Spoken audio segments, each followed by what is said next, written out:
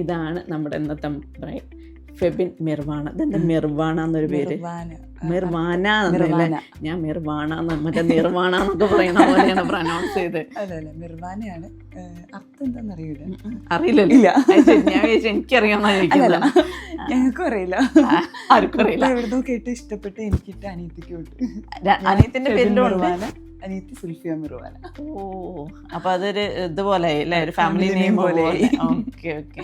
ഞാൻ വിചാരിച്ചത് ഈ മിർവാന എന്നുള്ളൊരു പേര്, കാരണം ഞാൻ ഇതുവരെ കേട്ടിട്ടില്ല അങ്ങനെ ഒരു പേര്. വേറെ എങ്ങനെ നിർവാന അല്ലാതെ മിർവാന എങ്ങനെ ആർക്കും ഉണ്ടാവാറില്ല. ഞാൻ കേട്ടിട്ടില്ല, ഞാൻ വേറെ എവിടെയും കേട്ടിട്ടില്ല. കാരണം ഫെബിൻ എന്നുള്ളത് കോമൺ ആണല്ലോ. അതിന് ഇപ്പൊ വീട്ടിലെന്താ വിളിക്കാൻ? പാത്തു. ഇതായിട്ട് ഒരു ബന്ധുവില്ലാത്തൊരു പേര്. ഇവിടെ പാത്തുവിന്റെ കല്യാണവും പാത്തുവിന്റെ മൈലാഞ്ചി കല്യാണവും ഒക്കെ ആയിരുന്നു 2 ദിവസമായിട്ട്. ഇന്ന് എങ്ങനെയാ വേണ്ടേ? എന്താ ഇന്നലെ തന്നെ ഒരുങ്ങിയത്? ഇന്നലെ മിനിഞ്ഞാന്നൊക്കെ ഞാൻ തന്നെ ഒരുങ്ങിയത്.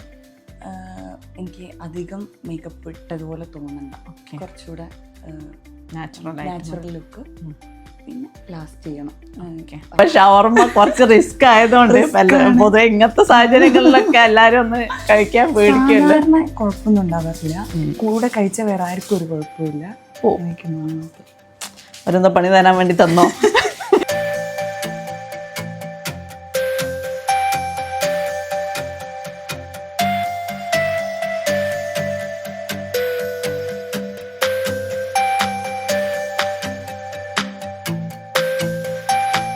ഇന്നലെ ഞാൻ ഐലാഷ് ഇട്ട അവസാനം ഐലാഷ് ഇങ്ങനെ നിൽക്കുന്നു. അതായത് പറഞ്ഞ എത്ര വലിയ ഐലാഷ് അല്ല, മസ്കാര ഇട്ടിട്ട്. കാരണം അത്യാവശ്യം നല്ല വലുപ്പമുള്ള ലാഷസാണ്. അപ്പം തന്നെ നമുക്ക് അതിൻ്റെ മേലേക്ക് വലുതൊന്നും വെക്കാൻ പറ്റില്ല. വലുതൊക്കെ വെച്ച് കഴിഞ്ഞാൽ ഭയങ്കര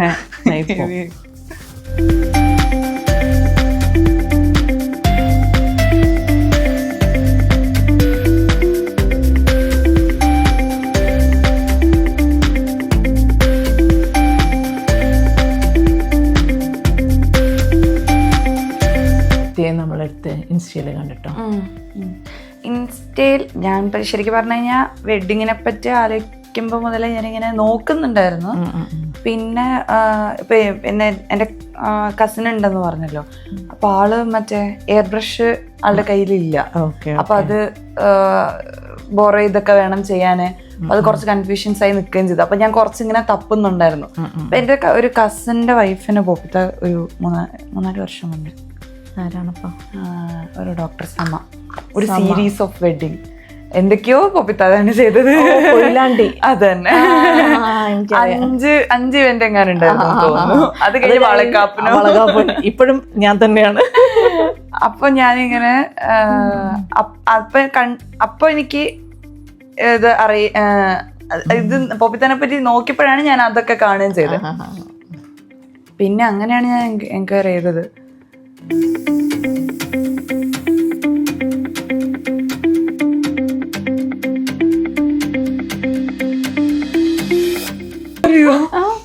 അതെന്താ ലേസർ ചെയ്ത് ബേൺ അടിച്ചത്? ഞാൻ വിചാരിച്ചു അവിടെ ഒരു ടാഗ് പോലെ ഇതല്ലേ. അത് ഞാൻ ഫസ്റ്റ് ടൈം ലേസർ ചെയ്തിട്ട് ചെറിയ ബേൺ വന്നു. അത് നമ്മള് ജൂള് കൂടിയത് എന്തോ ആണ്.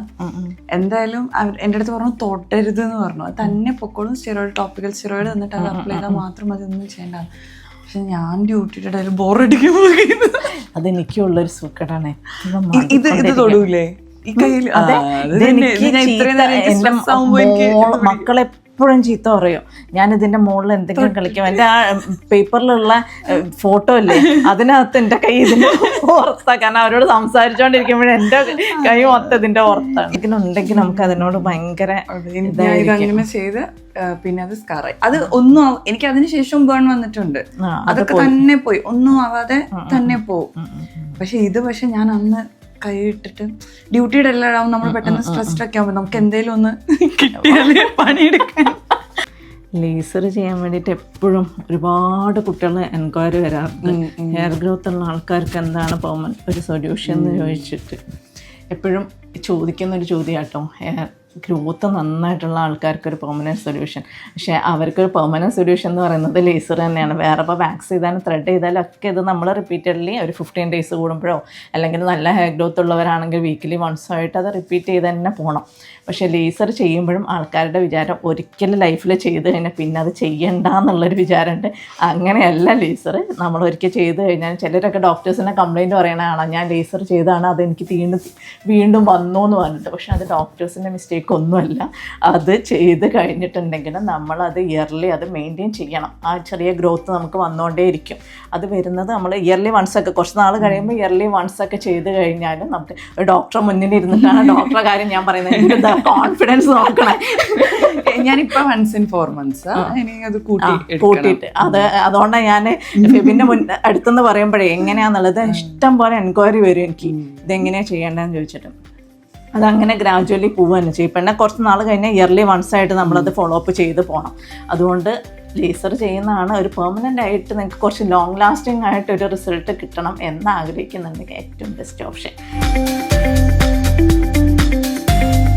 ആക്ച്വലി ഫൗണ്ടേഷൻ ഇട്ട് അതിൻ്റെ പുറത്തല്ല എയർ ബ്രഷ് കൊടുക്കുന്നത്. ശ്രദ്ധിച്ചോന്ന് അറിയില്ല, ഞാൻ ഡയറക്റ്റ് എയർ ബ്രഷ് തന്നെയാണ് കൊടുത്തത്.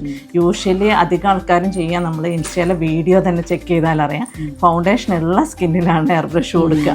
അങ്ങനെ വെക്കുമ്പോൾ പിന്നെ അത് കുറച്ചും കൂടെ ആക്ച്വലി അങ്ങനെയല്ല. എയർ ബ്രഷിൻ്റെ മെത്തേഡ് എന്ന് പറഞ്ഞാൽ എയർ ബ്രഷ് വെച്ച് തന്നെ ചെയ്യണം എന്നാണ്. നമ്മൾ മറ്റേ ഫൗണ്ടേഷൻ കൊടുക്കരുത്. ഞാനത് ചെയ്ത് അതൊന്ന് സെറ്റ് ആയതിന് ശേഷം അതേപോലെ തന്നെ എയർ ബ്രഷ് ചെയ്യുന്ന സമയത്ത് ബ്യൂട്ടി ബ്ലെൻഡർ യൂസ് ചെയ്യരുത് എന്നാണ് പറയാം. പക്ഷെ നമുക്ക് എല്ലാത്തിനും നമുക്ക് ഉപയോഗിച്ചിട്ടുള്ളൊരു ഇതുണ്ടാവുമല്ലോ. എന്നെ സംബന്ധിച്ച് ഞാനത് സെറ്റായതിന് ശേഷം പിന്നെ ഞാൻ ബ്യൂട്ടി ബ്ലെൻഡർ വെച്ച് ഒന്നുകൂടെ ഉടനെ കൊടുക്കൂല, അതൊന്ന് സെറ്റായതിന് ശേഷം കൊടുക്കും വീണ്ടും.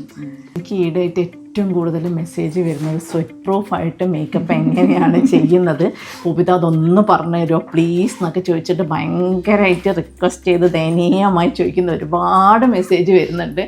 പക്ഷേ ഞാൻ സത്യമായിട്ട് പറയാം, ഇതിൻ്റെ അകത്ത് നമ്മൾ ഓരോരുത്തർക്കും ഒരു എക്സ്പീരിയൻസ് എന്ന് വരുന്ന ചില നമുക്ക് സ്വന്തമായിട്ട് നമ്മൾ പറയില്ലേ കുക്കിനെ പറ്റി പറയില്ല, അവർക്ക് സ്വന്തം കൈപ്പുണ്യല്ലടാ കുറച്ചൊരു ടിപ്സ് അവരുടേതായത് ഉണ്ടാവും. അവരിപ്പോൾ എന്തായാലും ആ റെസിപ്പി പറഞ്ഞു കൊടുത്താൽ ആ ഒരു സാധനം അവിടെ ഹൈഡ് ചെയ്ത് വെക്കുന്നു. അതേപോലെ നമുക്ക് ഓരോ മേക്കപ്പ് ആർട്ടിസ്റ്റിനും ഉണ്ടാവും ചില സംഭവങ്ങൾ. അത് നമ്മളെ എക്സ്പീരിയൻസ് നിന്ന് വരുന്ന ചില സംഭവങ്ങളാണ്. അത് ഓരോരുത്തരും സ്വയമായിട്ട് ഉണ്ടാക്കിയെടുക്കുന്നതാണ്. അങ്ങനെ ചെറിയ പൊടിക്കൈ ഞാനും ചെയ്യുന്നുണ്ട്. പക്ഷേ അത് മാത്രമല്ല, നമ്മൾ യൂസ് ചെയ്യുന്ന പ്രോഡക്റ്റ് അത് ഭയങ്കര ഇമ്പോർട്ടൻ്റ് ആണ് സ്വെറ്റ് പ്രൂഫ് മേക്കപ്പ് ചെയ്യുന്നത്. പിന്നെ നമ്മൾ സ്കിൻ പ്രെപ്പ് ചെയ്യുമ്പോഴും ഓരോന്നിൻ്റെ ഇടയിലും നമ്മൾ സമയം കൊടുത്ത് തന്നെ അത് സ്കിന്നിൽ സെറ്റാക്കി തന്നെ കൊണ്ടുപോകണം. പിന്നെ അതിനെ ഉപയോഗിക്കുന്നത് നമ്മൾ സ്വെറ്റ് ചെയ്യുന്ന സ്കിന്നിനാണെങ്കിൽ നമ്മൾ ഉപയോഗിക്കുന്ന പ്രോഡക്റ്റും അത് ലാസ്റ്റ് ചെയ്യുന്ന ആ രീതിയിലുള്ള പ്രോഡക്ട്സാണ് നമ്മൾ കൂടുതലും യൂസ് ചെയ്യുക. അങ്ങനെ ചെയ്യുകയാണെങ്കിൽ ഇതൊരു ടെക്നിക്കാണ് ആക്ച്വലി, പ്രോഡക്ട്സിൻ്റെ മാത്രമല്ല ഒരു ടെക്നിക്കും കൂടിയാണ്. അത് വരികയാണെന്നുണ്ടെങ്കിൽ എൻ്റെ കൂടെ നിന്നിട്ട് അത് പഠിക്കാൻ പറ്റും. പക്ഷെ അതെനിക്ക് എങ്ങനെ പറഞ്ഞു പഠിപ്പിച്ചു തരണം എന്നുള്ളത് അറിയൂല. നമ്മൾ ചില അങ്ങനെ ചെയ്യുന്ന ഒരു സംഭവമാണത്. ആക്ച്വലി നമ്മൾ കുക്ക് ചെയ്യുമ്പോഴൊക്കെ മഞ്ഞൾ ഇത്ര മറ്റേത് ഇത്ര എന്നുള്ള ചിലർക്കൊക്കെ ഒരു സ്പൂൺ അളവുണ്ടാവും. എനിക്കൊന്നും അളവൊന്നുമില്ല, ഒക്കെ എടുത്ത് വാരിയിടുക എന്നല്ലാതെ അവസാനം അത് എങ്ങനെയെങ്കിലും കാര്യം വരും. ഏതാണ്ട് അതേപോലത്തെ ഒരു അവസ്ഥയാണ് ഇതിൻ്റെ കാര്യത്തിലും. നമുക്കതൊരു പ്രത്യേകമായിട്ട് അങ്ങനെ പറഞ്ഞ് നമുക്ക് ക്ലിയർ ചെയ്ത് തരാൻ പറ്റില്ല. അത് നമ്മളെ കൂടെ നിന്ന് പഠിക്കുന്ന സമയത്താണെങ്കിൽ അത് കണ്ടുപഠിക്കാൻ പറ്റും. അതാണ് അതിൻ്റെ സംഭവം. ഈ ചോദിക്കുന്നവർക്കൊന്നും ഞാൻ ഇതുവരെ റിപ്ലൈ കൊടുത്തിട്ടില്ല.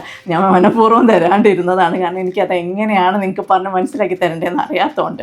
ഇതിപ്പം വരുന്ന ഈ പ്രശ്നങ്ങൾക്കുള്ളൊരു വലിയൊരു റീസൺ എന്ന് പറയുന്നതും എക്സ്പീരിയൻസ് ഇല്ലാതെ 2-3 ദിവസത്തെ സെമിനാർ അറ്റൻഡ് ചെയ്തിട്ട് മേക്കപ്പ് ആർട്ടിസ്റ്റായിട്ട് ഇറങ്ങുന്നതാണ് വലിയൊരു കാരണം.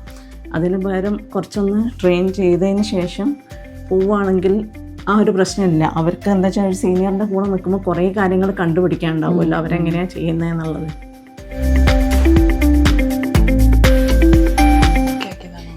അല്ല ഇതും അത്യാവശ്യം ഇതും വലുപ്പമുണ്ട്. നമ്മൾ തലയിൽ വെക്കാൻ വാങ്ങിയത് വലുപ്പമാണ്. എന്ത്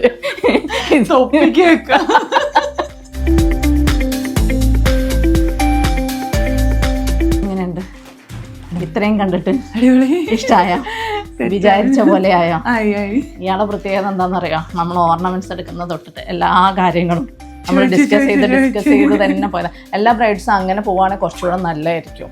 കാരണം ചിലത് നമ്മൾ കൊണ്ടുവന്ന് കഴിയുമ്പോഴാണ് അത് പറ്റണമല്ല എന്നൊക്കെ അറിയാം. അപ്പോൾ അതിൻ്റെ മുന്നേ തന്നെ നമ്മളൊരു ഡിസ്കഷൻ ഇങ്ങനെ പോവുകയാണെങ്കിൽ കുറച്ചും കൂടെ നല്ല ഭംഗിയിൽ ചെയ്തെടുക്കാൻ പറ്റും.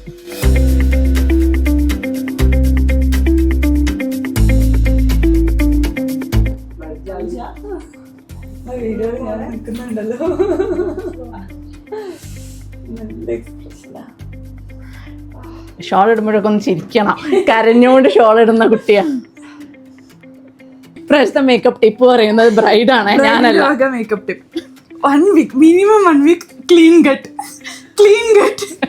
No mayonnaise, no fast food, no outside food.